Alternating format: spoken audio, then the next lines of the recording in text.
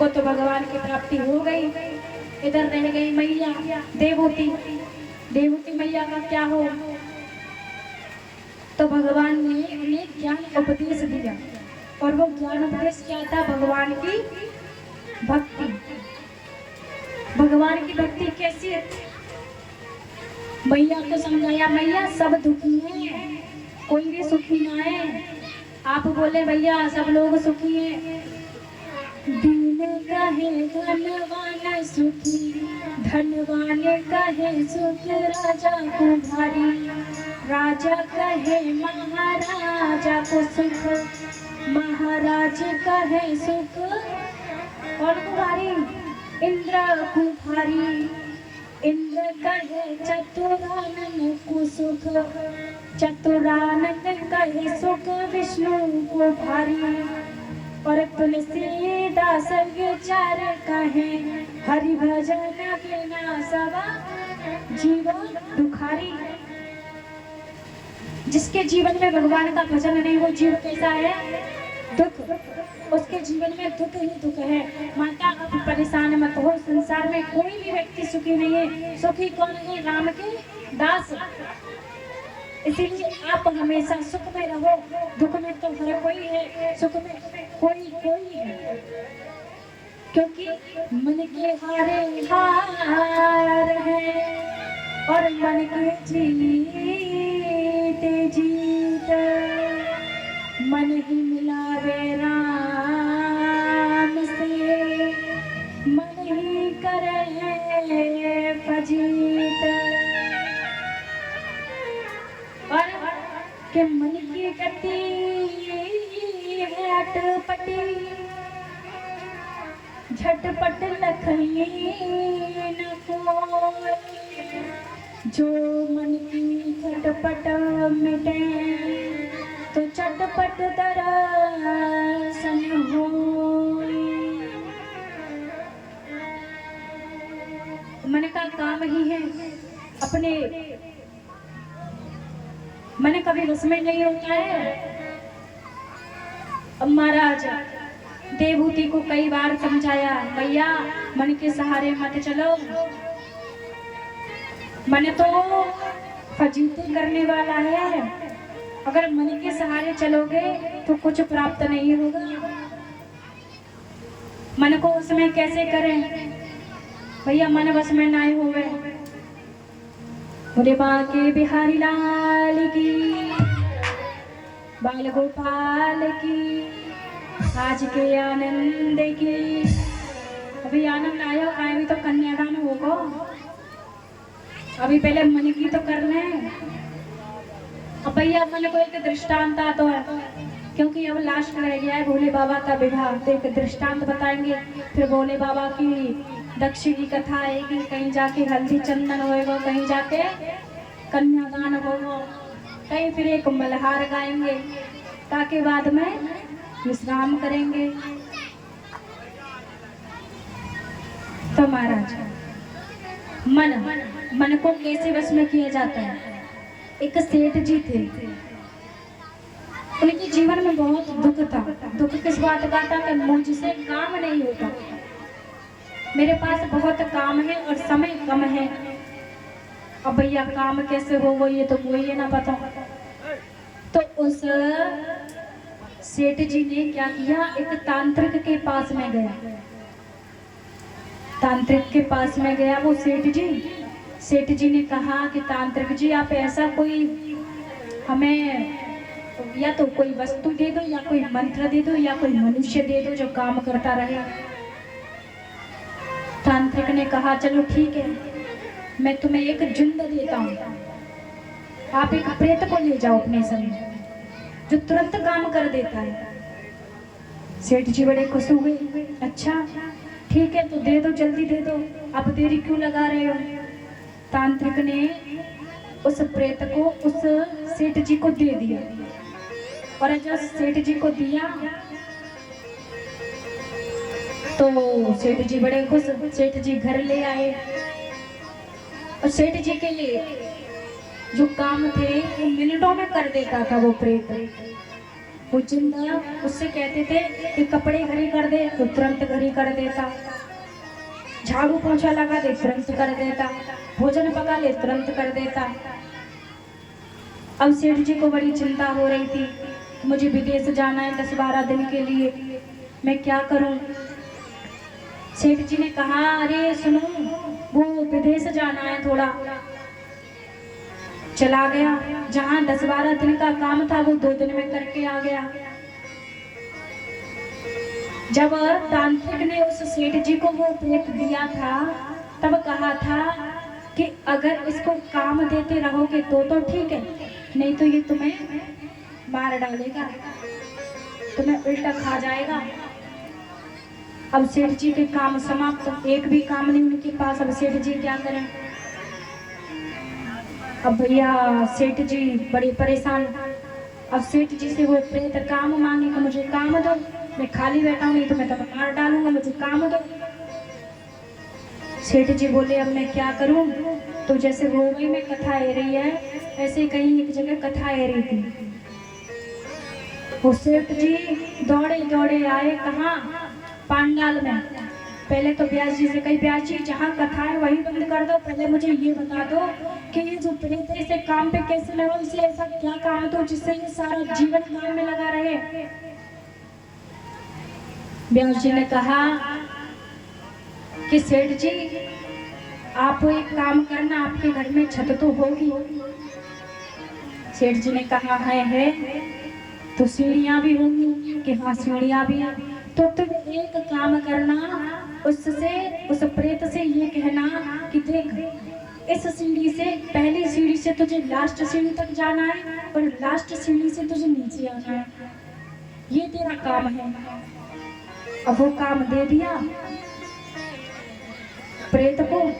अब प्रेत क्या करे, वो जिंद क्या करे, ऊपर से नीचे जाए, नीचे से ऊपर जाए, ऊपर से नीचे जाए, नीचे से ऊपर आए, उसका ये काम बन गया। अब तो सेठ जी बड़े खुश, क्योंकि उसका यही काम बन गया जीवन भर का। तो इसीलिए कहा है कि हमारा मन क्या है, जिंद, और इसे बस में कैसे करना, इसे कोई काम देना है, इस मन को कभी खाली नहीं छोड़ना है, कोई ना कोई काम देते रहे,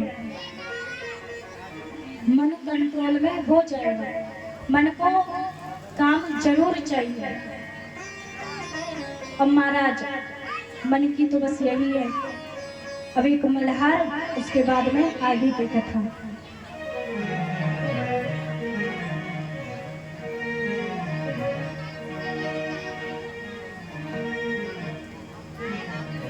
के बिहारी लाल की, राधा रानी सरकार की, झूलन सरकार की।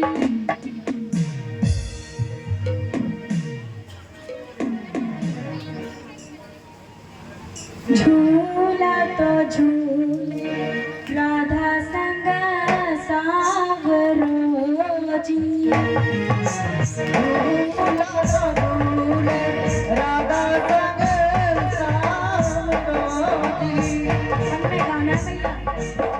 झूला तो झूले राधा संग में सावरो जी, झूला तो झूले राधा संग में सावरो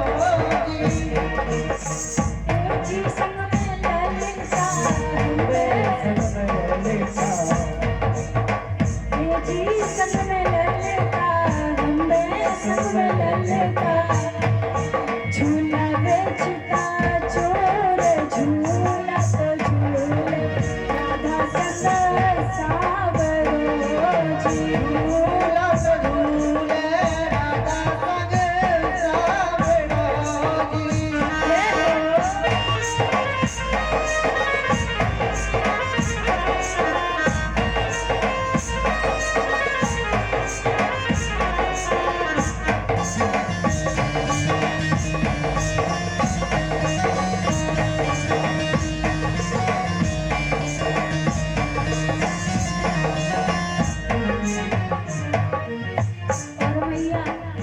किनारा किसका था, यमुना नदी का। यमुना किनारे बैठे जी यमुना किनारे बैठे गोपी ग्वाल है जी। यमुना किनारे बैठे गोपी ग्वाल हैं जी। यमुना किनारे बैठे गोपी ग्वाल है जी। ए जी पुरवैया हमें पुरवैया ए जी पुरवैया हे जी पुरवैया चले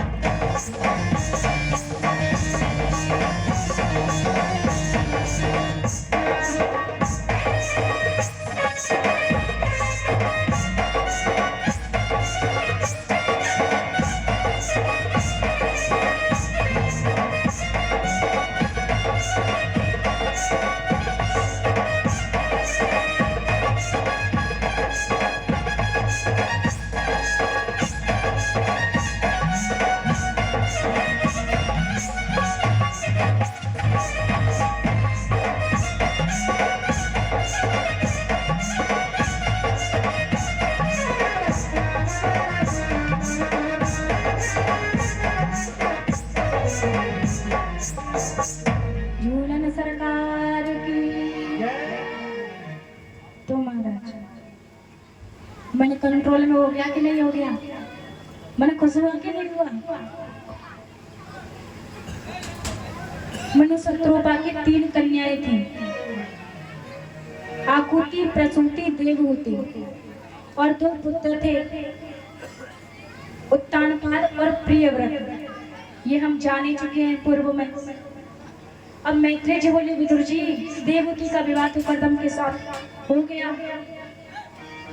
आकुति का विवाह रुचि प्रजापति के साथ तो हुआ, लेकिन यहाँ यज्ञ नारायण का प्रादुर्भाव हुआ और उनका विवाह दक्षिणा के साथ हुआ।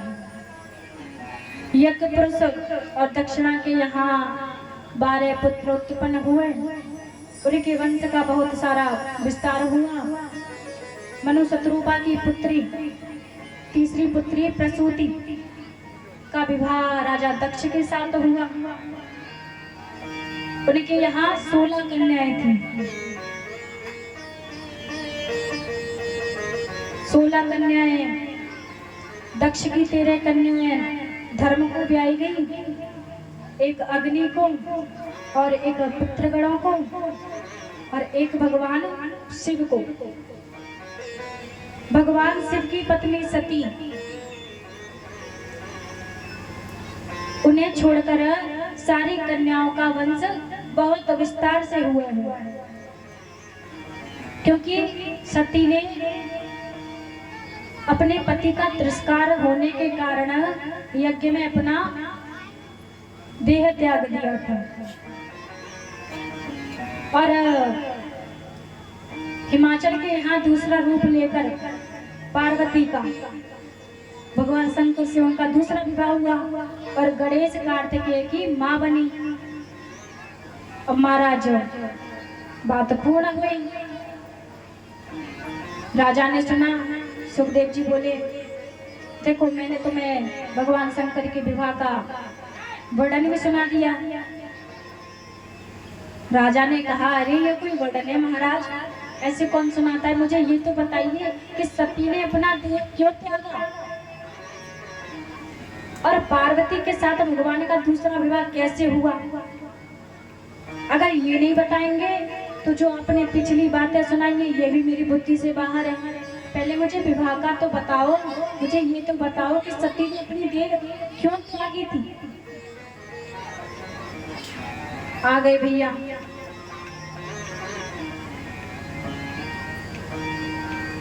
एक बार दक्ष ने एक यज्ञ रचा था।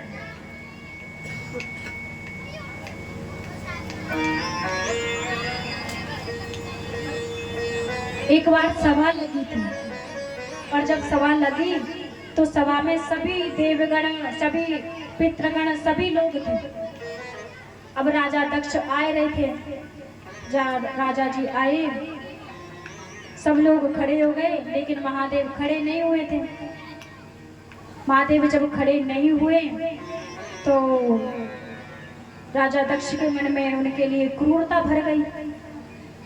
क्रूरता इतनी, गाली देने लगे, अरे ये मुंडों की माला पहनता है, ये बिच्छों के साथ में रहता है, ये सर्प को गले में लपेटता है, ये पाखंडी, और इसको मैंने गलती कर दी जो अपनी पुत्री ब्याह दी। मुझे अपनी सती इसके हाथों में देनी नहीं चाहिए थी। हमेशा पता नहीं किसके मद में मस्त रहता है। इसे किसी का आदर सम्मान करना नहीं आता। जितना हो सका दक्ष ने बुरा भला कहा। भगवान शिव ने कुछ नहीं कहा, क्योंकि वो जानते थे कि मैं कहाँ रहता हूँ, मैं किसके मद में मस्त रहता हूँ।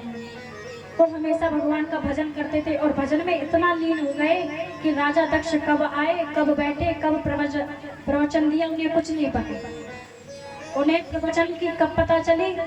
जब आपस में जो राजा दक्ष से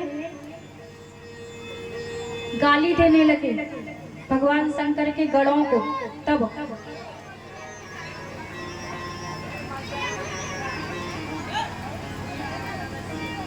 तो महाराज भगवान शंकर ने कुछ नहीं कहा, चल दिए ऐसे। अब यज्ञ रचा, यज्ञ में सबको निमंत्रण गया, लेकिन महादेव के लिए कोई निमंत्रण नहीं गया। अब निमंत्रण नहीं दिया तो पार्वती माँ का मन कह रहा है कि मैं, सती मैया का मन कह रहा है मैं कैसे जाऊं, क्योंकि आकाश में से विमान जा रहे हैं। उनकी बहनें आई, बहनें चली गई, उनके पड़ोसी आए, पड़ोसी चले गए, जाएं कैसे। पार्वती माँ आग्रह करने लगी। पार्वती माँ ने बहुत आग्रह किया, भगवान शंकर ने मना कर दिया। भगवान शंकर ने कहा, देखो सती, जहाँ आदर हो वहाँ जाओ, अन्यथा मत जाओ। मैं तुमसे बस एक ही बात कहूंगा, हो मेरी प्यारी सती, मेरी प्यारी सती, पीहर जाओ मती, मान जाना, वहाँ जाकर मिलेगा ठिकाना। मिलेगा या ना मिलेगा? नहीं मिलेगा, क्योंकि वहाँ आदर नहीं है। गाने को तो भजन गा सकते थे, लेकिन आनंद नहीं आएगा जितना बोलने में अच्छा लगेगा। महाराज ने कई बार मना किया, पार्वती नहीं मानी, मैं तो जाऊंगी कुछ भी हो जाए। भोले बाबा ने द्वारा कहा, तेरे बाबुल ने यज्ञ रचाया, पर तेरे लिए कोई चिट्ठी भेजी नहीं, तो तू कैसे जाएगी? जहाँ चिट्ठी नहीं है वहाँ जाना नहीं चाहिए। पार्वती तुम समझो, तुम्हारा इसमें अनादर होगा, तुम भी मत जाओ, मैं भी नहीं जा रहा हूँ, तुम भी मत जाओ। पार्वती ने कहा, सती मैया ने कहा कि मेरे पिता के यहाँ यज्ञ है और मैं नहीं जाऊंगी तो वो पिताजी हमारे याद करेंगे, हमारी बहनें हैं, हमारी माताएं हैं। महादेव ने कहा, अरे कोई नहीं है तेरा, ना बहन है, ना पिता है, ना माता है, तुम मत जा। कई बार समझाया, नहीं माने। पार्वती चली गई। भगवान शंकर को ये पहले से पता था कि वो उनका वहां तिरस्कार हो ही जाएगा। अब महाराज जब वो गई तो महादेव ने अपने तुरंत गढ़ भेज दिए उनके पीछे। गढ़ भेजे, गढ़ों से कहा, देखो तुम्हारी माता तो इतनी बुद्धिमान है नहीं, उनसे मना किया फिर भी चली गई, इसीलिए मैं तुम्हें भेज रहा हूँ, तुम उसका ख्याल रखना। सारे गढ़ पीछे पीछे गए। पार्वती माता, ये पार्वती पता है क्यों आया है? क्योंकि पार्वती का जन्म होने वाला है, सती माँ का जन्म होगा, पार्वती से विवाह होगा भोले बाबा का। सती माता पांडाल में गई, यज्ञ देखा, बहुत अच्छा सुंदर सजा है, बैठने का स्थान देखा, सबके स्थान है, लेकिन महादेव का स्थान नहीं है। महादेव का स्थान नहीं है। अब तो देख के बड़ा लाल लाल शकल हो गई, उनका चेहरा ऐसा हो गया लाल लाल, आंखें लाल, शकल लाल, सब कुछ चेहरा शरीर सब कुछ लाल हो गया क्रोध के कारण। ना माताएं पास में आ रही हैं, बहनें आई गले मिलके चली गई, पिताजी तो आए नहीं।